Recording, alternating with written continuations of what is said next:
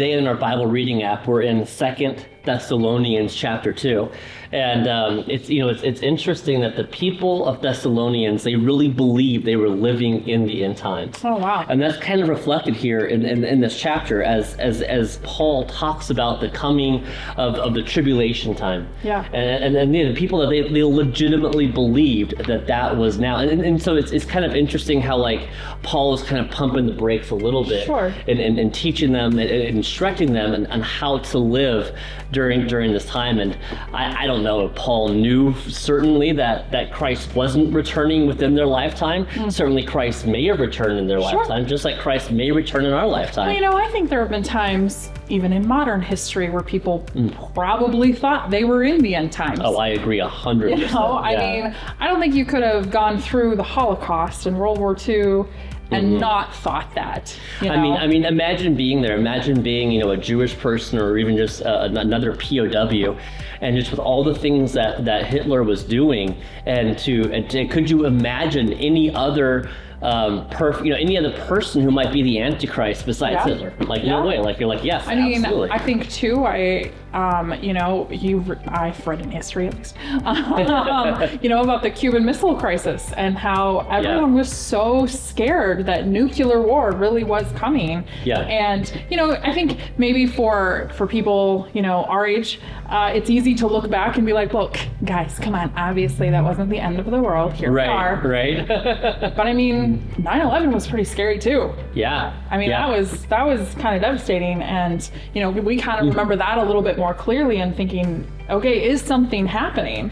And even in our own kind of cultural context right now, with what's happening in Russia, what's happening in Ukraine, our economy, there's a lot of things that we might look at and say the Lord must be coming back, and yet we're still here, and so we can find ourselves really relating, I think, to the people of Thessalonica, for which 2 Thessalonians is addressed to, and feeling like we must be in the end times, and yet we're not there yet. And so this is what Paul says, and I think it's just so powerful, and I think it's good for us even today here.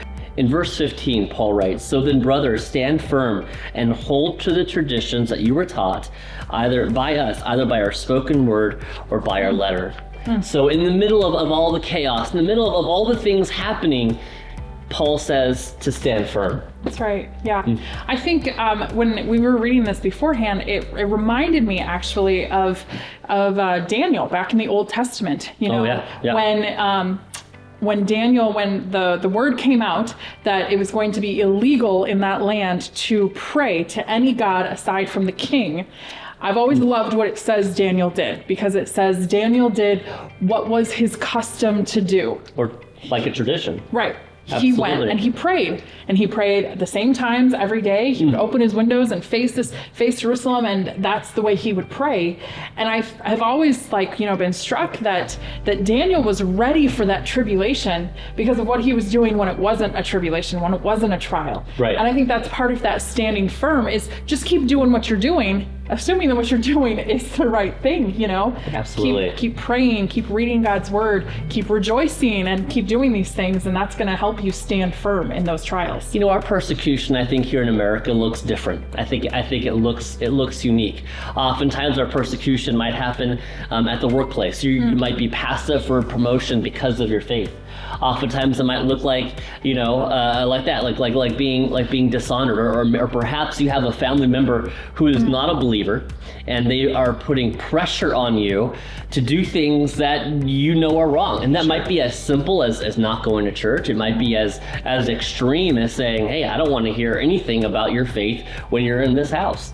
And so that's very, very real. But I like what you said about how do we stand firm when we face persecution. Probably not going to be somebody coming and pointing a gun at us. Right. But guarantee you there are going to be things that you're going to have to struggle through in your life, and to hold on to those traditions, or the word that I thought of as we were talking about Daniel was spiritual disciplines. Yeah. You know, that's I'm really thinking good. family devotions. Yep. I'm thinking family prayer times. I'm Right. thinking coming to church. I'm thinking being involved, you know, in a growth group or a Sunday Plus class. Yeah, absolutely. You know, having that spirit of thankfulness, that's something that Paul talks a lot about. Well, that's true. You know, that he would have said to the people, the Thessalonians, is to be thankful. And I think, you know, that's something that can be a great kind of mental exercise. Yeah. Is that when these bad things happen, because you know, sometimes it's easy to kind of fall into that negativity where maybe even you and your spouse, you're talking about your day and it's just like one just negative thing after another. Oh yeah. And, you know, thinking, okay, well, what can we be thankful for? What are we thankful to God for? What has he provided for us? And really things aren't that bad, you know, and then when things, maybe when they are really bad, Right. you can still have that discipline to find those things to be thankful for. Absolutely. Well, I hope that you can find some things that you maybe even right now in this moment, you might even just stop and just thank God for some of those things. That's right. Well, hey, thanks so much for watching. I can thank God for you for watching, and we hope you guys have a great week. Bye.